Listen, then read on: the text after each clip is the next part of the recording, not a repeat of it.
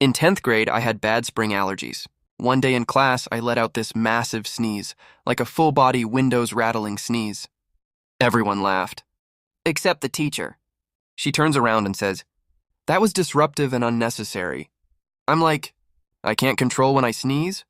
She goes, "You clearly exaggerated it for attention." I swear I didn't.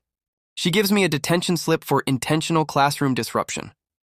So now it's on my record that I weaponized my sinuses. Next time I sneeze in school, I guess I better apologize to the universe in advance.